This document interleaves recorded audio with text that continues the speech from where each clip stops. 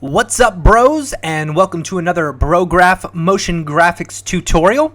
I am Matt Milstead, and today we are going to be doing a couple of different things. We are going to be making this scene right here. I shot some footage with my Jeep, and we are going to motion track a 3D logo into the scene and put it behind the Jeep. So we're going to take a 3D logo, and then we're going to also roto out the Jeep as well. So we're going to be using a couple of different techniques, and we're also going to be using the 3D camera tracker. Yeah, let's go ahead and get into this. Let's go ahead and start a new project. And then I'm going to bring this footage in. Come on. It's in my Dropbox.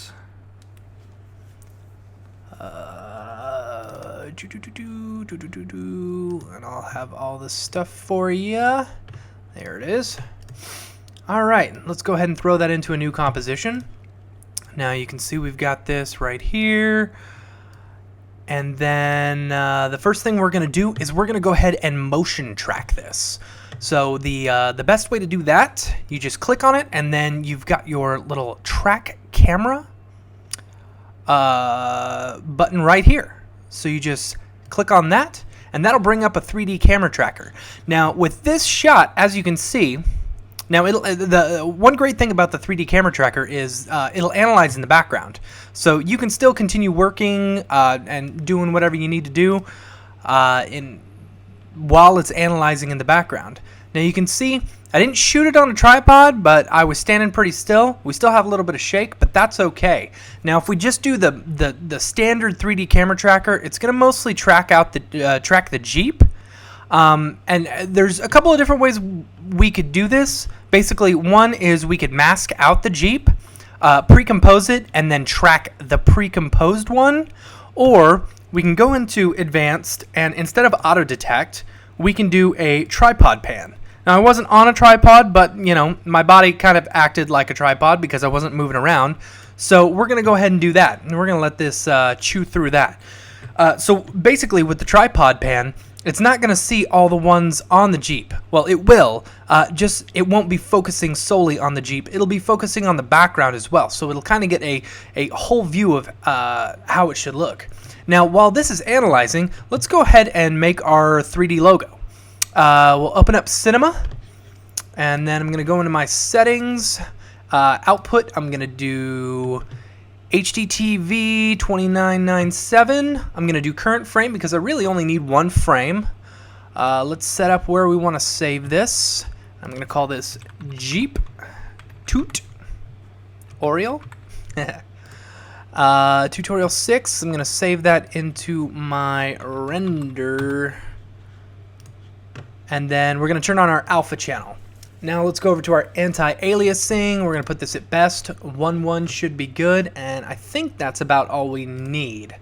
So close that down, and then we're going to go up to Brograph, get some Motext, and type in Jeep.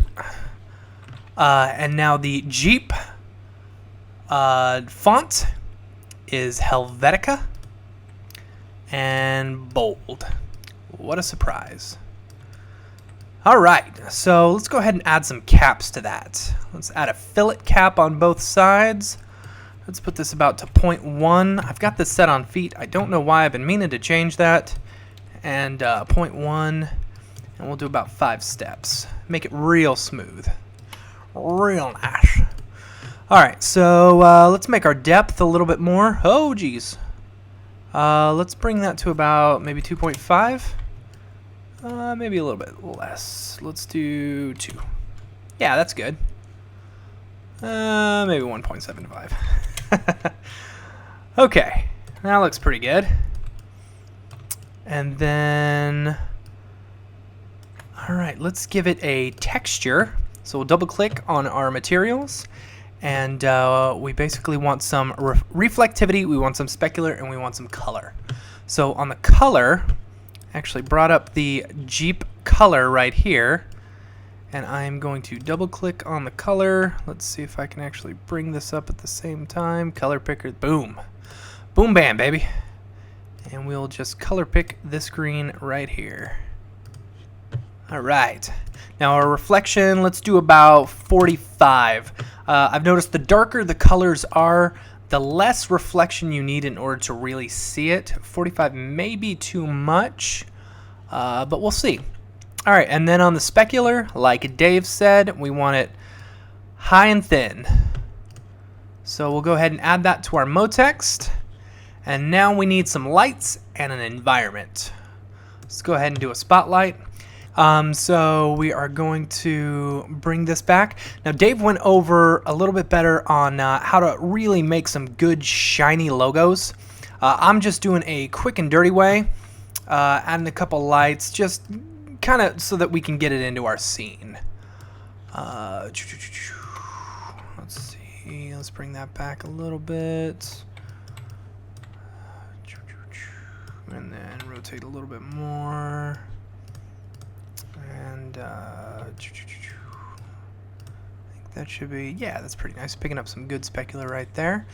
All right, so let's go ahead and go into our content browser, and hopefully this works. Let's do a search for HDRI. Ah, it did. Great. All right, and let's pick one of these ones that is kind of outside. Let's pick, this one looks pretty good. We'll just double click on that and that'll add it down to our material editor. And then we're gonna go ahead and we are going to make a sky. And then in the sky, we're gonna drop that material. And on the sky, we're also gonna add a compositing tag.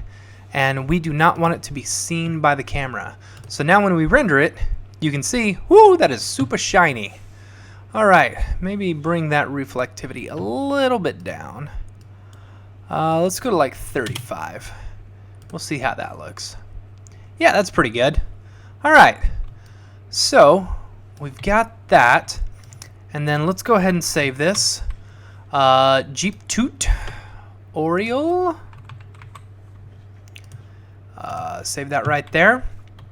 And then let's go over to After Effects. Hey, look, our 3D camera tracker is done. Now you see all these points right here. You can see as we scan along, it's kind of following the points, which is great because we got that tripod pan. Now with this, we're going to go ahead and create a camera, and that will create a 3D camera. Pretty easy. Whoops, forgot to go back, and we are going to render this puppy. Now we want to make sure we're going to put it about here, right behind the Jeep, with a little bit of clipping on the Jeep, and we need to kind of line it up correctly. So one way to do that, if you're working in Creative Cloud, an easy way to do that is bringing in your Cinema 4D file.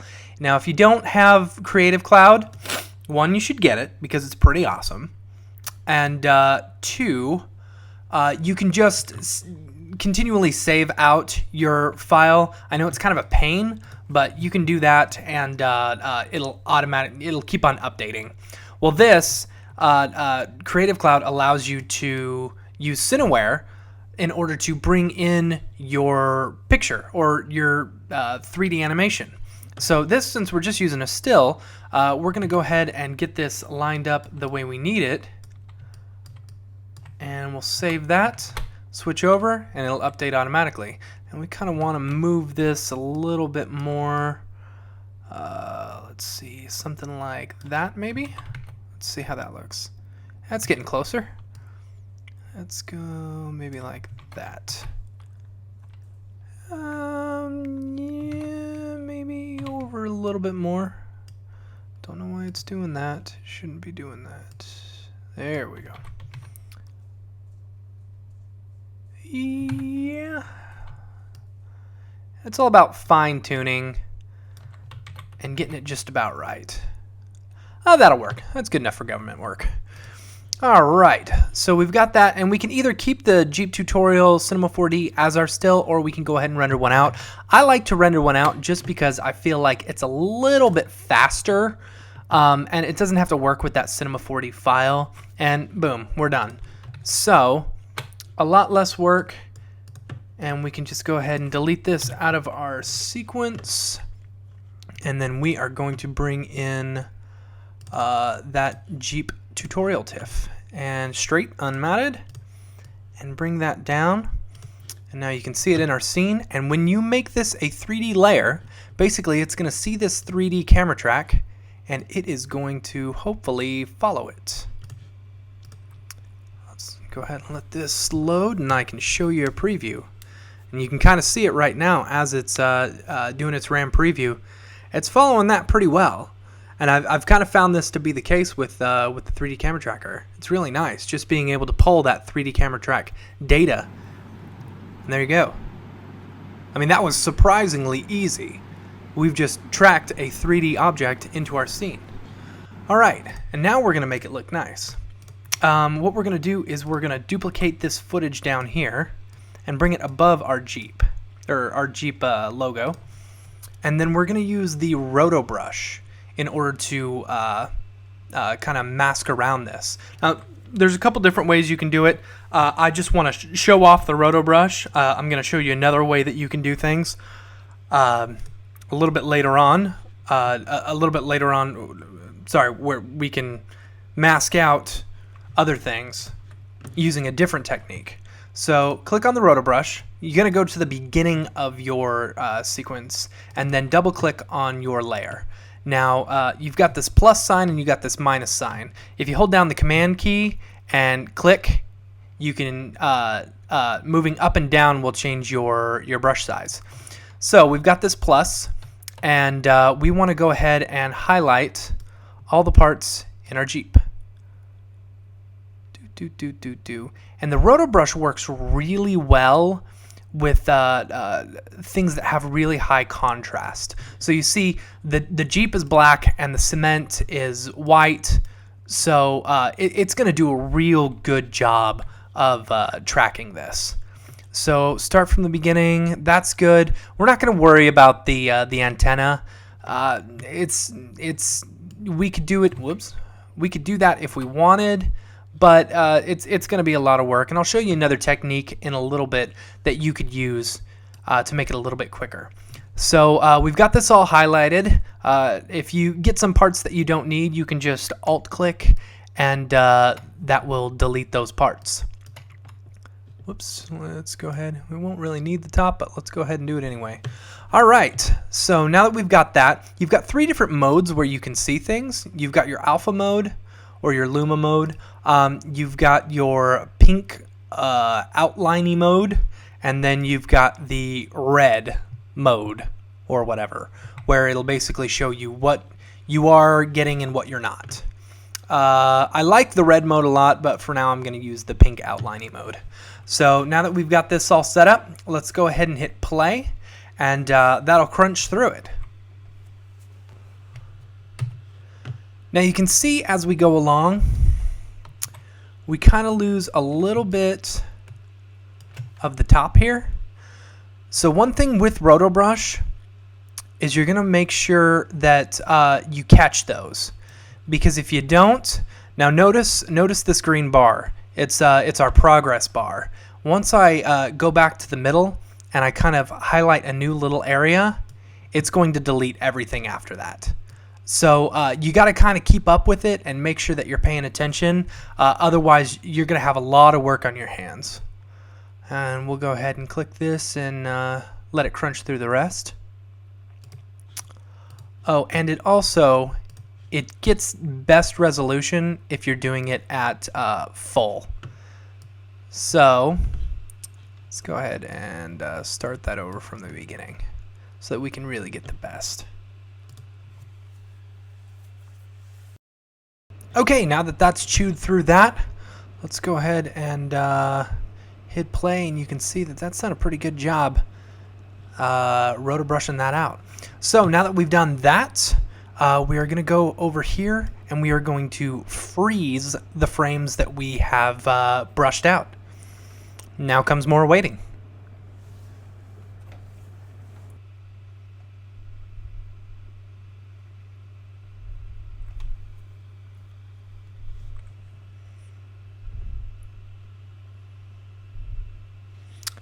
Alright, now that it's chewed through that, we can go in here and there you go. You can see it is behind the logo, or it is in front of the logo. The logo is behind the Jeep.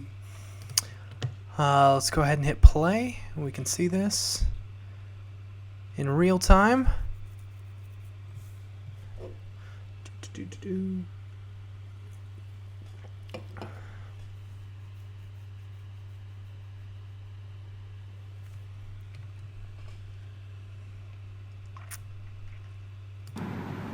can see that. That's looking pretty good there. All right. Now, let's kind of make this look a little bit prettier. So we've got this Jeep logo, and as you can see, it's not casting any shadows, but the Jeep itself is actually casting quite a few shadows. So let's go ahead and duplicate this Jeep tutorial, and we're going to pre-compose this. We're going to call this Jeep Shadow. We're going to move all the attributes into there, and then we're going to open up this composition.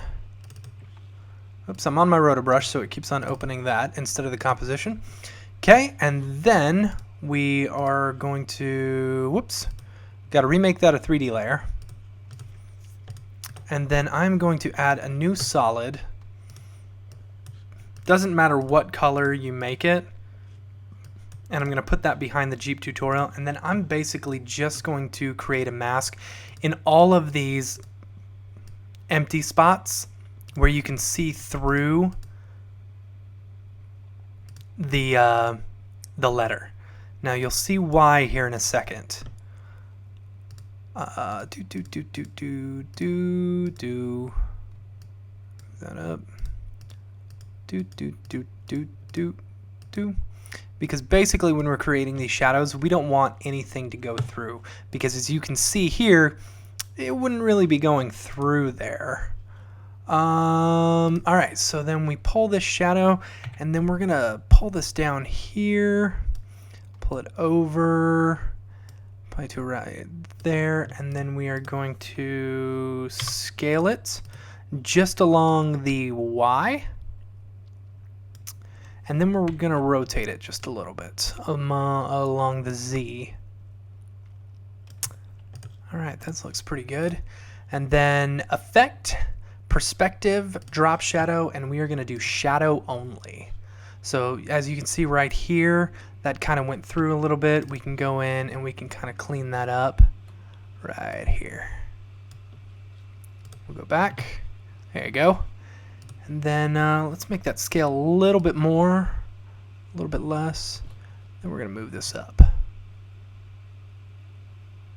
That seems about right. All right, now we want to kind of make this shadow match up with here. So let's go ahead and change our mode to, let's see if an overlay works. No, overlay does not work. Darken. Darken looks good. There we go. And then let's change the softness just a little bit. 5 may even be stretching it. Let's go to like 2. That looks all right. And then let's bring the opacity down to probably right about there. All right, that looks good. Now you can see, because we've got this this as a 3D layer, the shadow will follow along. Now you'll notice the Jeep, the shadow comes out here and then back up here because it's going up the curb, and we're not doing that with the Jeep logo. So let's go ahead and do that. Now you can go about it 2 different ways. One, you can create a mask here and you can cut it there and move it down, but we're actually going to do another technique. We are going to, and you can use this for several things. You could have probably even used this for the Jeep itself. So we're going to go ahead and create a white solid, and then we're going to drop this down on top of the Jeep shadow, and then let's bring down the opacity so that we can see what we're doing. And basically we are going to create a mask all the way along this curb. Actually, let's go ahead and make this a 3D layer so that we can see this a little bit better. And we are going to, come on, make this mask all the way along the curb.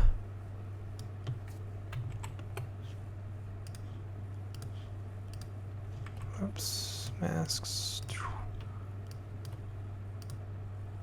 And we are going to kind of just extend it out there. Now, and we are going to bring the opacity back up to 100, and we are going to use this as a alpha matte. So now you can see that's down there now. And because the white is a 3D layer, this will follow along perfectly as well.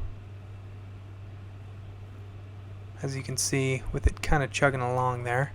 So now let's do this let's duplicate both these layers, and we're going to do a alpha inverted map, and we're going to move this Jeep layer